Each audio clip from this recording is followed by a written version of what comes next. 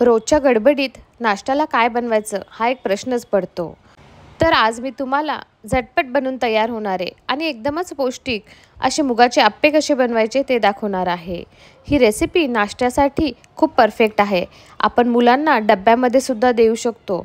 भरपूर प्रोटीन असलेले हे मुगाचे अप्पे बनवायला फक्त 5 ते 10 मिनिटं लागतात. त्यासाठी जास्त पूर्वतयारी करण्याची बिलकुलही गरज नाही. फक्त मुगाची डाळ ही सोक झालेली पाहिजे. जर सकाळी नाश्ता बनवणार असाल तर तुम्ही रात्री सोक करायला ठेवली तरीही चालतं. रात्रभर सोक केलेले मूग हे नंतर मिक्सी जारमध्ये काढून घ्यायचे. त्याच्यातलं पाणी पूर्णपणे निथळून घ्यायचं आणि त्यामध्येच हिरवी मिरची तुम्ही जसं तिखट घेता त्यानुसार ॲड करायची. थोडंसं आलं पण ॲड करायचं, चवीला छान लागतं. आणि आपल्या चवीनुसार मीठ ॲड करून घ्यायचं. हळद जर तुम्हाला आवडत असेल तर थोडीशी ॲड करायची, नाही ॲड केली तरीही चालतं. गरजेनुसार थोडंसं पाणी ॲड करून त्याची पेस्ट बनवून तयार करायची. व्हिडिओत दाखवल्याप्रमाणे त्या पेस्टची कन्सिस्टन्सी असली पाहिजे. खूप पातळही नाही आणि खूप घट्टही नाही. त्यानुसार आपण ही पेस्ट बनवून तयार करायची. ह्या मुगाच्या बॅटरमध्ये 1 चमचा धनेजिरे पावडर ॲड करायची. अर्धा चमचा लाल तिखट. आधी हिरवी मिरची ॲड केलेली आहे त्यामुळे लाल तिखट आपल्याला जेवढं गरज आहे तेवढंच ॲड करायची.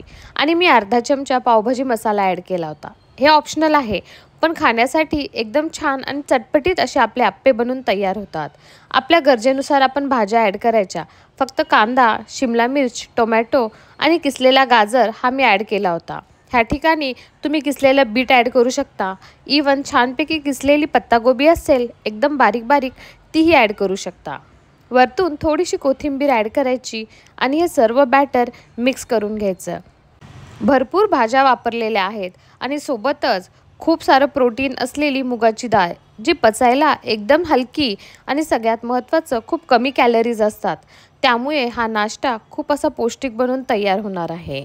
व्हिडिओत दाखवल्याप्रमाणे सर्व भाज्या बॅटरमध्ये मिक्स करून घ्यायच्या आणि हे बॅटर फक्त 10 मिनिटासाठी बाजूला झाकून ठेवायचं. कारण सर्व मसाल्यांचा जो फ्लेवर आहे तो भाज्यांमध्ये आणि आपल्या मुगाच्या डाळीची जी पेस्ट होती त्यामध्ये उतरला पाहिजे. फक्त तेवढ्यासाठी एक 5 ते 10 मिनिटासाठी ह्याला सोक करून ठेवलं. बॅटरची कन्सिस्टन्सी व्हिडिओत दाखवल्याप्रमाणे असली पाहिजे. खूप जास्त पातळ नको आणि खूप घट्टही नको. 10 मिनिटानंतर परत एकदा आपण बॅटरला चेक करून घ्यायचं आणि त्याची कन्सिस्टन्सी बघून घ्यायची. खूप पातळ असेल तर आपले अप्पे छानपैकी फुलणार नाहीत आणि खूप घट्ट असेल तर आतमधून कच्चे राहतील. व्हिडिओत दाखवल्याप्रमाणे अर्धा चमचा इनो ॲड करून घ्यायचा. इनोऐवजी तुम्ही घरी जो सोडा असतो तो वापरला तरी चालतो. आणि हे सोडा आपण व्यवस्थित बॅटरमध्ये मिक्स करून घ्यायचा. हळूवार हाताने एकाच डायरेक्शनमध्ये 1 ते 2 मिनटामध्ये आपण हे मिक्स करून घ्यायचा. आणि तोपर्यंतच आपण अप्पे पात्राला ग्रीस पण करून घ्यायचं.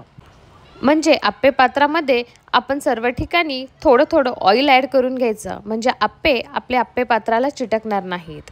तुम्हाला आवडत असेल तर अप्पे पात्रामध्ये थोडेसे तीळ ॲड करायचे.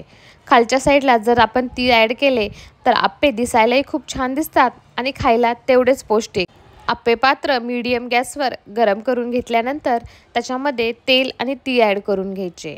आणि आपलं जे बॅटर आहे ज्यामध्ये आपण सोडा ॲड करून मिक्स केलं होतं ते बॅटरसुद्धा आपण सर्व पात्रामध्ये सोडून घ्यायचं.